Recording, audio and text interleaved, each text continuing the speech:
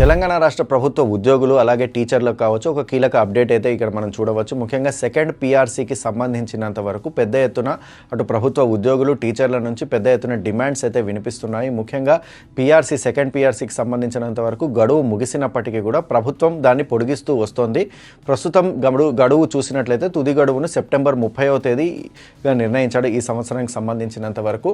అయితే సెకండ్ పీఆర్సీకి సంబంధించినంత వరకు మనం ఇక్కడ చూసినట్లయితే పీఆర్సీకి సంబంధించినటువంటి గడువు ఇప్పటికే ముగిసి దాదాపు 3 ఏళ్లు కావస్తున్నప్పటికీ కూడా కొత్త పీఆర్సీ నివేదిక ఇంకా అందకపోవడం, అలాగే వేతనాల పెంపు ఆలస్యం కావడంతో అటు ఉపాధ్యాయ అలాగే ఉద్యోగ సంఘాల నుంచి తీవ్ర వ్యతిరేకత అయితే ఇక్కడ వినిపిస్తోంది. ముఖ్యంగా ఈ నేపథ్యంలో తెలంగాణ గెజిటెడ్ అధికారుల ఉద్యోగులు అలాగే తెలంగాణ ఉపాధ్యాయులు అలాగే తెలంగాణ కార్మికులు పెన్షనర్ల ఉమ్మడి కార్యాచరణ సంస్థ ఏదైతే ఉందో వాళ్ళు తమ డిమాండ్ల సాధన కోసం పెద్ద ఎత్తునైతే ఇప్పుడు ప్రస్తుతానికైతే వారు తమ నిరసన గళాన్ని వినిపిస్తున్నారు. ముఖ్యంగా ఆగస్టు 27వ తేదీన రాష్ట్ర వ్యాప్తంగా నిరసనలకైతే పిలుపునివ్వడం జరిగింది. దీనికి సంబంధించినంత వరకు సెప్టెంబర్ 10లోగా తమకు మెరుగైన ఫిట్మెంట్ కనుక ప్రకటించకపోతే ఒక మహాధర్నా అయితే చేపడతామని అయితే వాళ్ళు చెబుతున్నారు. ముఖ్యంగా ఇక్కడ ఫిట్మెంట్ విషయానికి వచ్చినట్లయితే ప్రభుత్వ ఉద్యోగులు కావచ్చు అలాగే ప్రభుత్వ ఉద్యోగ సంఘాలు కావచ్చు ప్రభుత్వ టీచర్ సంఘాలు కావచ్చు ఫిట్మెంట్ విషయానికి వచ్చినట్లయితే దాదాపు 40 నుంచి 48%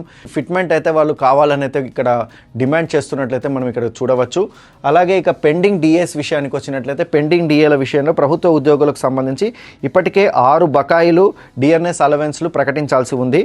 ఈ పెండింగ్లో ఉన్నాయి. ఈ 6 డిఏలను ఎలాంటి ఆలస్యం లేకుండా ఒకే విడతలో తక్షణమే విడుదల చేయాలని అయితే వారు పెద్ద ఎత్తున డిమాండ్ చేస్తున్నట్టు మనం ఇక్కడ చూడవచ్చు. ఇక అలాగే అటు ప్రభుత్వ టీచర్లు కావచ్చు ప్రభుత్వ ఉద్యోగులు కావచ్చు తీవ్ర స్థాయిలో వ్యతిరేకిస్తున్నటువంటి విషయం ఏదైనా ఉందంటే అది సిపిఎస్, అదే కాంట్రిబ్యూటరీ పెన్షన్ స్కీమ్ విషయంలో అయితే వాళ్ళు ప్రభుత్వం వెనక్కి తగ్గాలని అయితే వాళ్ళు పెద్ద ఎత్తున డిమాండ్ చేస్తున్నారు. ఏదైతే ఓల్డ్ పెన్షన్ స్కీమ్ ఉందో దాన్ని మళ్ళీ అమల్లోకి తేవాలని అయితే వాళ్ళు పెద్ద ఎత్తున డిమాండ్ చేస్తున్నట్టు ఇక్కడ మనం చూడవచ్చు. ముఖ్యంగా ఈ సిపిఎస్కి సంబంధించినంత వరకు వాళ్ళు రద్దు చేయాలని కోరుతున్నారు. అలాగే ఓపీఎస్ను పునరుద్ధరించాలని అయితే కోరుతున్నారు. ఎందుకంటే ప్రభుత్వాలు ఎన్నికల సందర్భంలో కాంగ్రెస్ ప్రభుత్వం ప్రస్తుతం ఉన్నటువంటి కాంగ్రెస్ ప్రభుత్వము ఎన్నికల హామీగా వాళ్ళు ఓపీఎస్ని పునరుద్ధరిస్తామని చెబుతున్నట్లు ఉద్యోగ సంఘాలు అయితే వాదిస్తున్నాయి. అయితే ఈ సిపిఎస్ను వాళ్ళు రద్దు చేసి మళ్ళీ ఓపీఎస్ను పునరుద్ధరించాలని అటు ఉద్యోగ సంఘాలు కావచ్చు అటు ఉపాధ్యాయ సంఘాలు కావచ్చు పెద్ద ఎత్తున డిమాండ్ చేస్తున్నట్లయితే మనం ఇక్కడ చూడవచ్చు.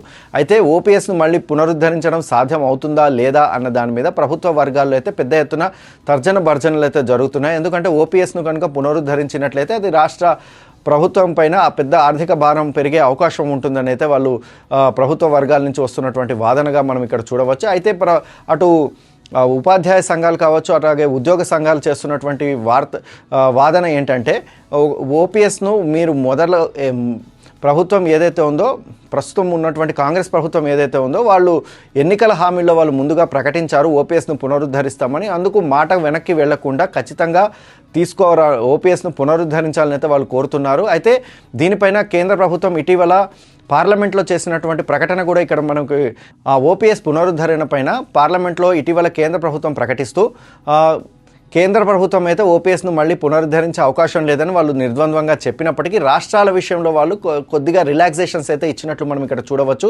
ఏంటంటే రాష్ట్ర ప్రభుత్వాలు తమ ఆర్థిక పరిస్థితులను చూసి తమకు ఇష్టానుసారంగా ఓపీఎస్ను మళ్ళీ పునరుద్ధరించుకునే అవకాశం అయితే వాళ్ళు కల్పించారు.